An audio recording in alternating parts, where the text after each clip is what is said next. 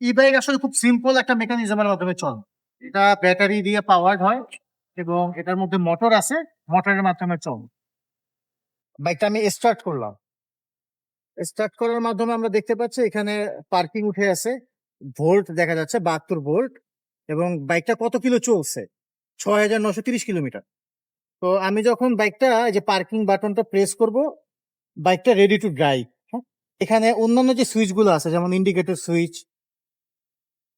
এরপরে upper dipper switch, plus brake lever, board console বোর্ডটা যদি আমরা দেখি, সুইচ কনসোলের যে বোর্ডটা, এখানে এমার্জেন্সি লাইট আছে, হেডলাইটের সুইচটা, পার্কিং লাইট, মেইন হেডলাইট, এখানে গিয়ার চেঞ্জের যে বাটনটা, 1 মোড, 2 মোড, 3 মোড, এই ফাংশনস গুলো এখানে আছে।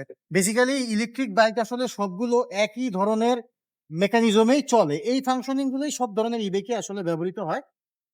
কিছু কিছু জায়গায় একটু নামের কিছু পরিবর্তন আছে, হয়তো বা সুইচের অ্যালটমেন্টের পরিবর্তন আছে, যে সুইচটা এখানে ডান হাতে আছে, কোথাও হয়তো এটা বাম হাত।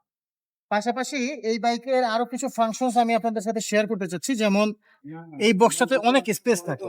আমি যদি ঘড়ির কাঁটার বিপরীতে চাবিটা ঘোরাই, তাহলে বাইকটা সিটের নিচের যে বক্সটা আনলক হয়ে যাবে। আমি খুললাম বক্সটা, এখানে চার্জার, রেইন কভার, বাইকের ডাস্ট কভার এবং বিভিন্ন আনুষঙ্গিক জিনিসপত্র রাখা যাবে। বেশ অনেকখানি জায়গা। সার্কিট ব্রেকারটাও এখানে রাখা থাকে। সার্কিট ব্রেকারটা অফ করে দিলে বাইক পাওয়ার থেকে ডিসকানেক্ট হয়ে যাবে, সার্কিট ব্রেকার অন করলে বাইক আবার রান করবে। সিটটা লাগিয়ে দিই, জাস্ট একটা নর্মাল প্রেসার, বাইকটা সিটটা লেগে গেল। তো আমি আবার বাইকটা স্টার্ট করছি। এখানে বাইক অন করে পার্কিং মোডটা আমি পি প্রেস করতে পারি, বা যে কোনো একটা ব্রেক লিভার প্রেস করলে এটা রেডি হয়ে যাবে বাইক, এবং থ্রট হালকা প্রেস করলে থ্রটলে বাইক রান করা শুরু করবে। এই বাইকটা প্রায় ৭,০০০ কিলোমিটার চলছে। ৭,০০০ কিলো চলার পর আসলে বাইকটার যে কন্ডিশনস আপনারা দেখতে পাচ্ছেন, বেশ ফ্রেশ এবং নতুন। ধন্যবাদ সবাইকে ভিডিওটা দেখার জন্য।